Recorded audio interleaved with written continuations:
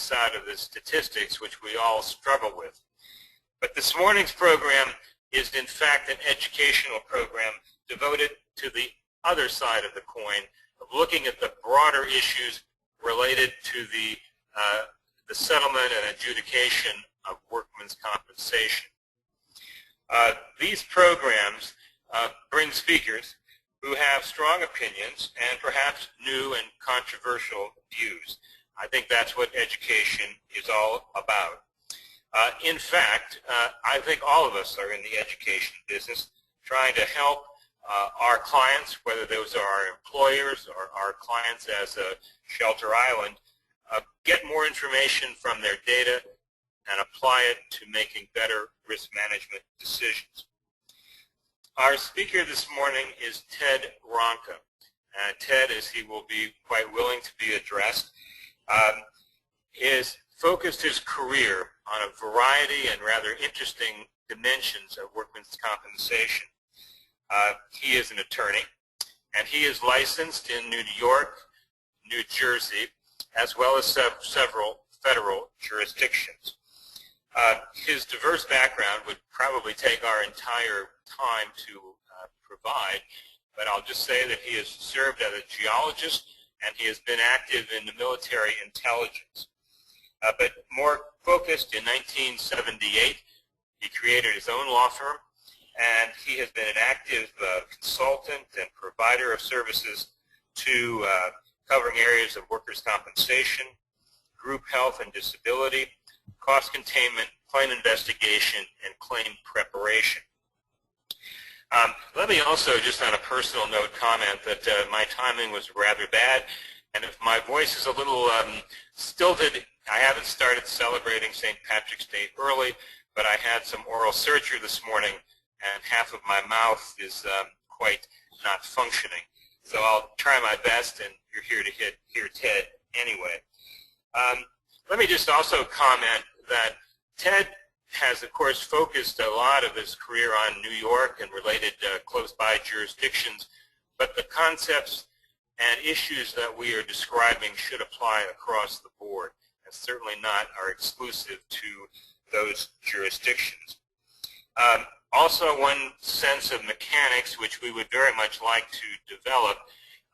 To make this a truly effective session, you have to be part of the presentation, and I would particularly appreciate that you take advantage of the ability to ask questions that are provided on the box on the screen GoToWebinar.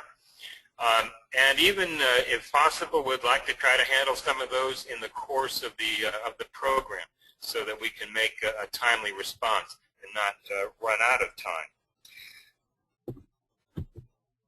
Now, with that introduction, I've covered these points. What I would like to do, though, is give you kind of an opening to make sure that we are covering what we've promised to cover.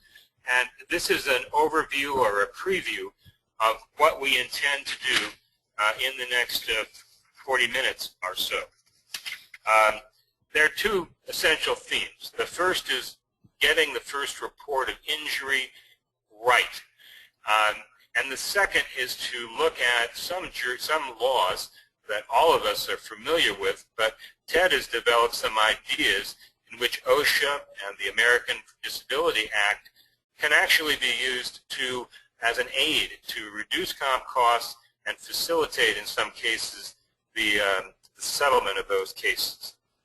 And let me also comment, just as an overview, when we're talking about first report of injury, we take great pride in the speed in which those are being reported. I'll get back to that point and try to distinguish that from the focus that Ted is making in this program. So, Ted, let me just cue this up for you. In your current assessment of workers' compensation, what are the two most important issues or problems that defense clients face?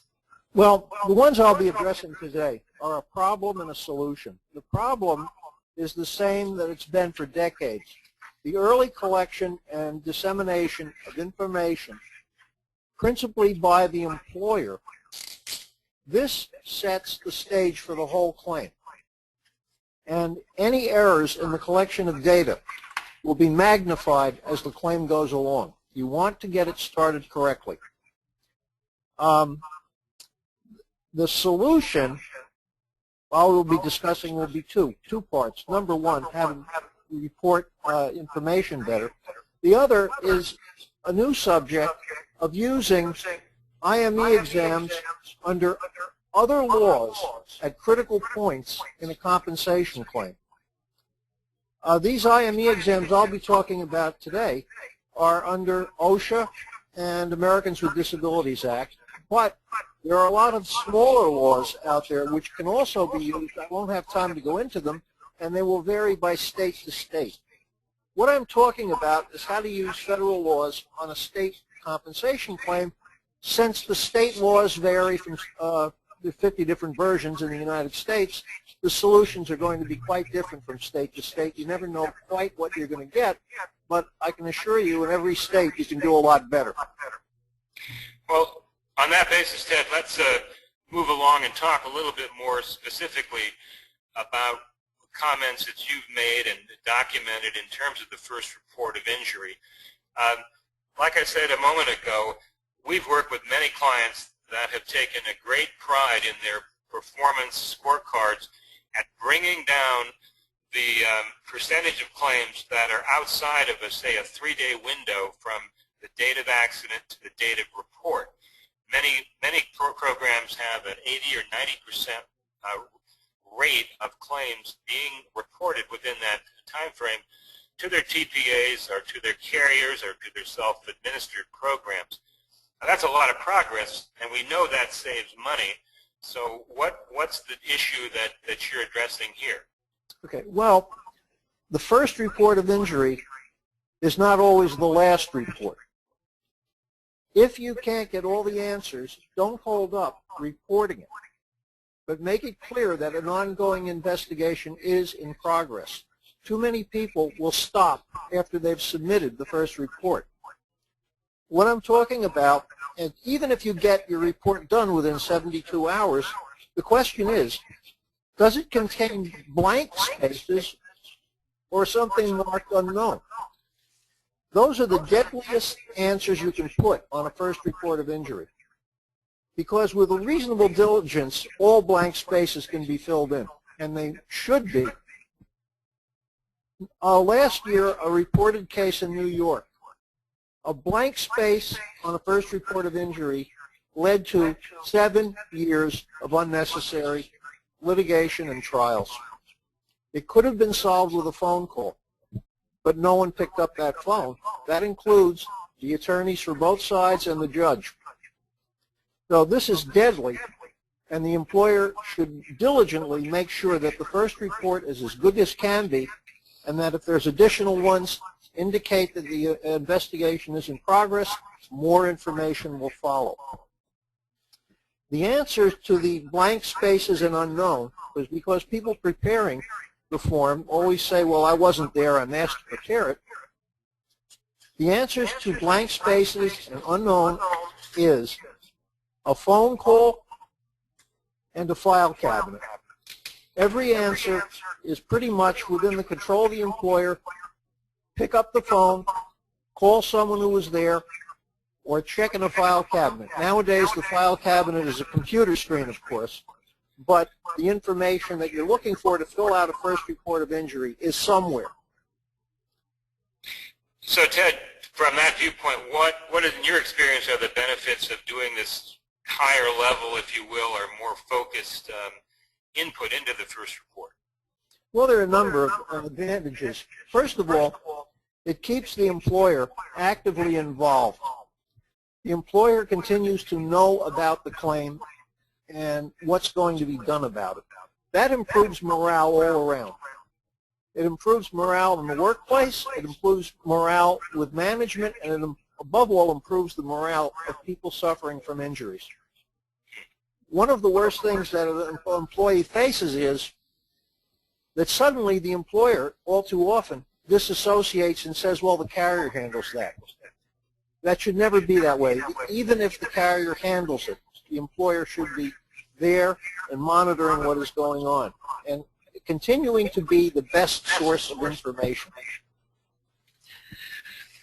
So, Ted, you're really then focusing the attention on the 95% of the cost that's the actual claim, and not the 5% which represents the TPA or the carrier's expense? Well, the truth of it is, well, I can recall being told at a conference years ago that for every direct dollar spent on a compensation claim, the employer is going to indirectly spend 2 or 3 more. So actually, there's considerable amount of cost to the employer no matter how this is done.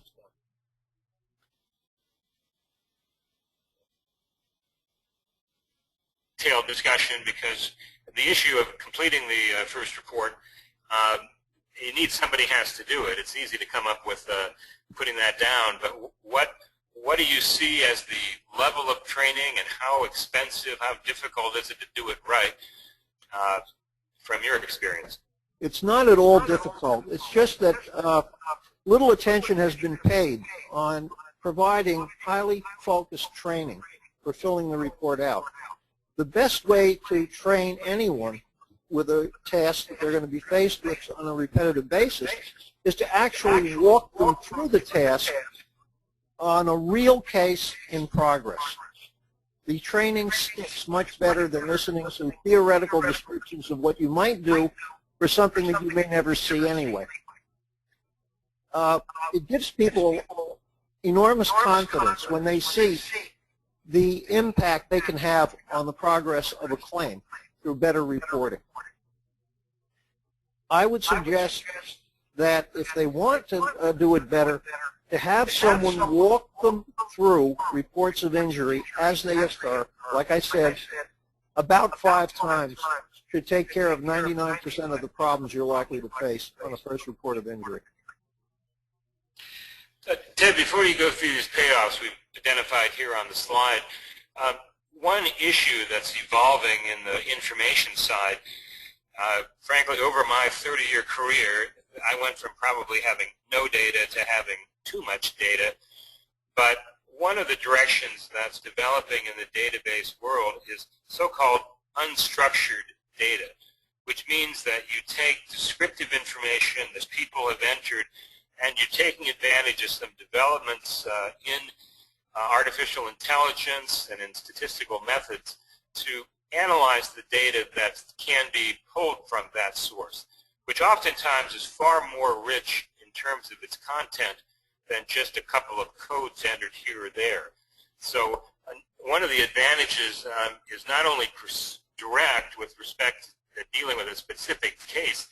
If you have more content in your file, even in a descriptive sense, you're building a source of information that will be a better indicator of patterns, of cost opportunities, safety opportunities than you're going to get out of your normal coding. So Ted, with that, what do you see then as the payoffs? And I think they're identified, some of already here on the slide. Well, when we did second injury fund investigations years ago, the usual way it was done by some people was simply to focus on large surgeries and let it go at that.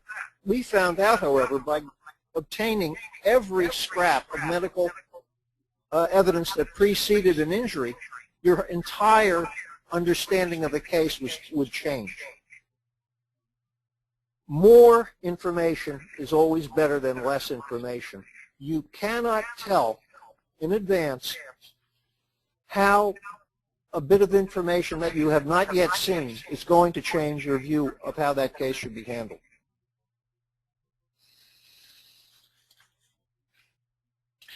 All right. So you see these points as really the immediate payoffs, lower reserving, more accurate reserving, fewer trials. And I think your point about disruption in the workplace is one that we too often forget. We're so focused on the data from workers' comp, we forget about the broader issues that are affected by that. Any more comments on this slide, Ted? No, that's right.